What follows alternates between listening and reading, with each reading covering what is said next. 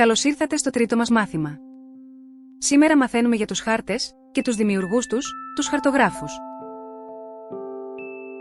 Στο σημερινό μας μάθημα, τα παιδιά μαθαίνουν πώς οι αρχαιολόγοι χρησιμοποιούν χάρτες για να καταγράφουν πού βρίσκουν αρχαία αντικείμενα. Στο τετράδιο μηχανικής τους, θα δημιουργήσουν έναν χάρτη και θα σημειώσουν τα σημεία όπου βρίσκονται διάφορα σημαντικά πράγματα. Συνεργάζομαι με την ομάδα μου για να μάθω πώς οι αρχαιολόγοι δημιουργούν χάρτες των διάφορων ανακαλυψεών τους. Επίσης, συνεργάζομαι με την ομάδα μου για να δημιουργήσω έναν χάρτη ενός δωματίου.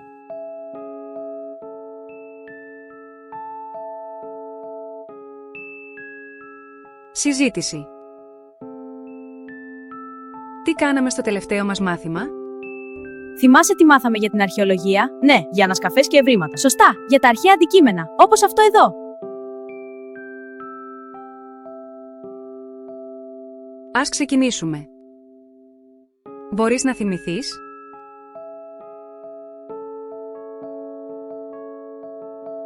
Στο σημείο αυτό, έχει έρθει η ώρα για τη δραστηριότητα με τα 6 τουβλάκια. Η δραστηριότητα αυτή διαρκεί 10 λεπτά. Χρησιμοποίησε το χρονόμετρο των 10 λεπτών για ευκολία.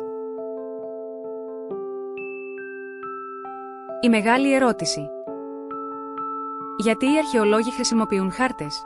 Γεια σας! Έχετε δει χάρτες? Σου δείχνουν πού να πας και τι να δεις. Ελάτε να εξερευνήσουμε μαζί.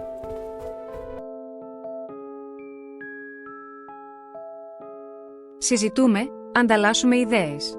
Παρατηρούμε την πίστα της Explore.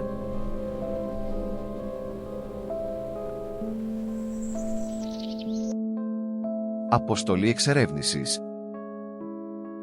Οι αρχαιολόγοι τοποθετούν μικρές σημαίες στο έδαφος δίπλα σε αντικείμενα που ανακαλύπτουν για να ξέρουν που πρέπει να τα καταγράψουν. Βάλτε προσεκτικά μια σημαία πάνω στην πίστα της Explore, δίπλα σε κάθε ένα αρχαίο αντικείμενο. Μετά, απαντήστε στην ερώτηση, τι λέτε να είναι αυτό? Λέξεις που πρέπει να θυμόμαστε. Χάρτης, μια ζωγραφιά ή μια εικόνα που μας δείχνει τα πιο σημαντικά πράγματα που υπάρχουν σε ένα μέρος. Σημαία, ένα κομμάτι ύφασμα με ένα σχέδιο που είναι το σήμα ενός μέρους ή μας δίνει ένα μήνυμα. Καταγραφή, γράφω κάτι, κάπου, για να το θυμάμαι και να το ξέρουν και οι άλλοι. Δημιουργία. Σχεδίασε τον χάρτη ενός δωματίου. Δραστηριότητα δημιουργίας. Διάρκεια δραστηριότητας μέχρι 25 λεπτά. Στο εγχειρίδιο μηχανικής, σχεδιάστε τον χάρτη ενός δωματίου. Μπορεί να είναι το δωμάτιο που συναντιέται η ομάδα σας ή κάποιο άλλο δωμάτιο, κάπου αλλού.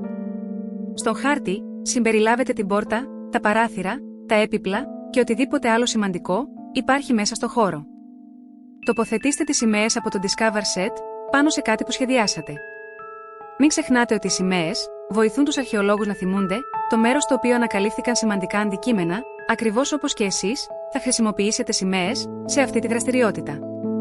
Εναλλακτικά, τοποθετήστε τη σημαία πάνω σε ένα αντικείμενο μέσα στο δωμάτιο. Βρείτε τη σημαία που υπάρχει στο χώρο και σχεδιάστε την στο τετράδιό σας. Χρησιμοποιήστε ξυλομπογιές για να σχεδιάσετε τον χάρτη και διαλέξτε ένα συγκεκριμένο χρώμα μόνο για τις σημαίες. Τι προσθέτουμε στο εγχειρίδιο μηχανικής? Συμπεριλάβετε πόρτες, παράθυρα, έπιπλα και οποιαδήποτε άλλα σημαντικά αντικείμενα στο χώρο.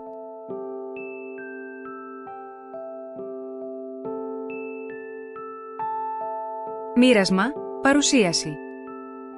Μοιραστείτε το χάρτη σας με τους συμμαθητές ή τις συμμαθήτριές σας. Κοίτα αυτό τον αρχαίο χάρτη που φτιάξαμε. Ναι, δείχνει το αρχαιολογικό σημείωμα και το παλάτι. Και ο σκύλος μας βοήθησε πολύ. Εφαρμογή, αντίκτυπος. Εμφανίζονται τα ίδια πράγματα στον χάρτη του καθενός? Τοποθέτησαν τα παιδιά σημαίες στα ίδια σημεία?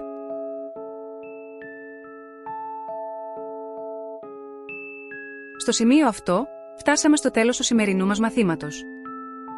Και τώρα, συμμαζεύουμε τα πράγματά μας. Θα σας δούμε σύντομα.